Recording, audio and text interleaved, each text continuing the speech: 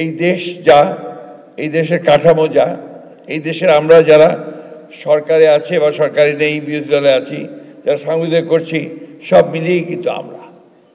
তো সেই জন্যে আমার কাছে মনে হয় যে শুধু সংস্কার যদি আমরা হৃদয়ে ধারণ না করি, মনের মধ্যে না নেই, পরিবর্তন করতে না চাই, তাহলে এইভাবে সংস্কার কতটুকু সম্ভব হবে আমি জানি না। বিজেপির মূল প্রস্তাবের মধ্যে আছে সম্প্রচার মাধ্যমের জন্য আলাদা আইন, জাতীয় সম্প্রচার কমিশন, ওয়েজ বোর্ড ও চাকরি নিরাপত্তা, দেশের সব টিভিকে পে চ্যানেল ও শিল্প ঘোষণা, টিভি লাইসেন্স নীতিমালা ও মালিকানা কাঠামো নির্ধারণ, সম্প্রচার সাংবাদিকদের জন্য কোড অফ এথিক্স ও রাজনৈতিক অঙ্গীকার। আপনারা এখানে অনেকে আছেন, আপনারা জানেন যে 1975 সালে একদলীয় শাসন ব্যবস্থা বাকশাল প্রতিষ্ঠা করা হয়েছিল এবং সমস্ত পত্রিকাগুলোকে সেদিন বন্ধ করে দেওয়া হয়েছিল, মাত্র 4টি পত্রিকা ছাড়া। সেই পত্রিকাগুলো সরকারি নিয়ন্ত্রণে চলছিল। এই অবস্থা থেকে শহীদ প্রেসিডেন্ট জিয়াউর রহমান তিনি যখন রাষ্ট্রপতি দায়িত্বে এসেছেন, তখন কিন্তু তিনি একটা মুক্ত সংবাদপত্রের ব্যবস্থা করেছেন, স্বাধীন সংবাদপত্রের ব্যবস্থা করেছেন এবং তখন অনেক সংবাদপত্র বেরিয়ে এসছে এবং সংবাদ মাধ্যমগুলো চালু হয়েছে।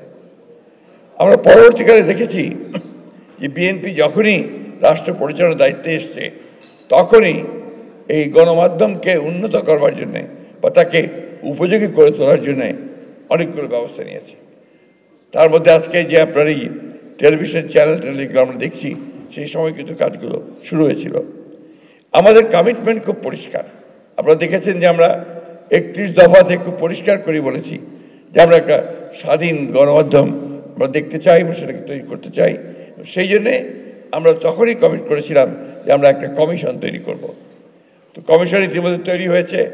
দুঃখের সঙ্গে আমরা জানলাম যে কমিশনের রিপোর্ট তৈরি হয়েছে, কিন্তু রিপোর্টটি কোনো আলোচনা হয়নি পরবর্তীকালে। যাই হোক, আমরা আশা করি যে আমরা যদি আপনার সরকার পরিচালনার দায়িত্ব জনগণের মাধ্যমে পাই, তাহলে আমরা নিঃসন্দেহে এটাকে অগ্রাধিকার ভিত্তিতে আমরা দেখব বলে আমরা বিশ্বাস করি। একটা কথা না বলেই পারছি না, সেটা হচ্ছে যে আপনাদের সাংবাদিকদের তো অনেকগুলো ইউনিয়ন আছে, বিএফইউজে, বিজেইউসি, আবার 2 দলের 2 ভাগ আছে, 3 ভাগ। তো নিজেরাই তো আপনারা দলীয় হয়ে যাচ্ছেন।